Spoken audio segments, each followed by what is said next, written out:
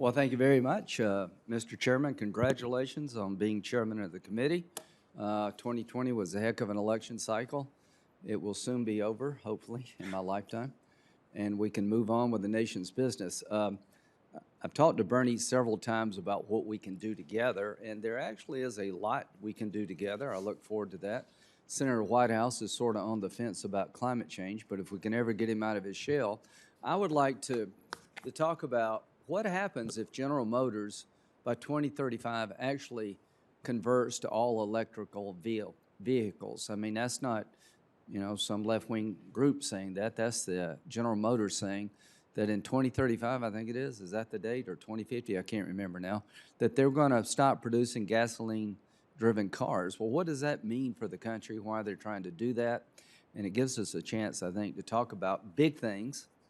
And there's going to be differences. Senator Sanders went down a checklist of big things, and one of my goals is to make sure that all these big things that we're talking about, other people paying for, that we have a sense of, how do you pay for all this stuff? And from a Republican point of view, we can't really say a whole lot about running up the debt because we did it too. But eventually, it's going to take people like Bernie and Lindsey and the rest of us around here to figure out what to do about the debt one day. I don't know when that day comes, but there'll be a day of reckoning. And I know Senator Whitehouse and Kane and others have been pretty open-minded about reforms. From my point of view, that would be revenue too. Make sure that the revenue is consistent with what we need up here to operate the government. But from Senator Sanders, I just want to tell you that we're going to have some real stark differences about reconciliation. We're going to have some very pointed differences. But the one thing I want to say about Bernie is that you believe what you're saying. You've been the most consistent voice in this body. And the one thing I respect is people who believe what they're saying. Senator Whitehouse, you believe what you're saying about climate change. And the question is, can we find some common ground given what we believe? We have some very talented people on our side of the aisle. And I would just challenge all of us to fight for without peacefully, that's the new word now, fight for your point of view, but see if there's some common ground here because the country needs it. As to the nominee, I've known her for a while. She's a very nice person, but not the unity pick that I was looking for anyway. So Ms. Tanden was receiving corporate donations, which is fine with me. I don't mind if you receive corporate donations as long as they're lawful and fully disclosed. And I think all of us receive donations from different groups. That doesn't mean you're owned because somebody gives you money. So I'm not going to hold that against you. But you've been a very partisan figure. You've been a very tough figure when it comes to political discourse, and that's okay too. But calling Mitch McConnell Moscow Mitch is probably not a very good thing to say. Suggesting that the minority leaders somehow in the pocket of the Russians. The GOP's capacity for evil knows no bounds. I'm sure a lot of people in America believe that.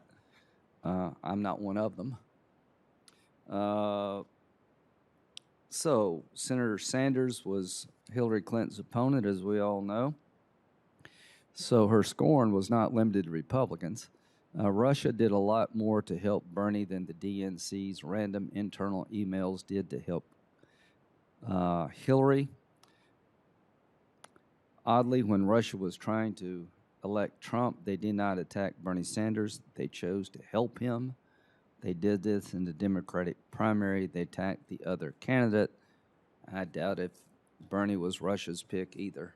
So the point I'm trying to make here is that in a time of unity, we're picking somebody who throws sharp elbows. And there's going to be a consequence for that, hopefully on our side. As to her management capability, she referred to us for the Glassdoor review of her time of running the Center for American Progress. Again, she's a talented person, who's come a long way in life, but here's some of the reviews. June 2019, 1 out of 5 stars. Terrible, absolutely horrible. October 2016, cool work but absurd management. disapproves of CEO. April 2016, influential organization poorly managed. September 2012, 2 out of 5 stars, bad management. February 13th, 2 out of 5 stars, great experience, terrible management. 2 out of 5 stars, April 2017, disapproves of CEO, doesn't recommend, what a mess. So all I can say is that this is not the unifying pick that I was looking for this position. Thank you, Mr. Chairman.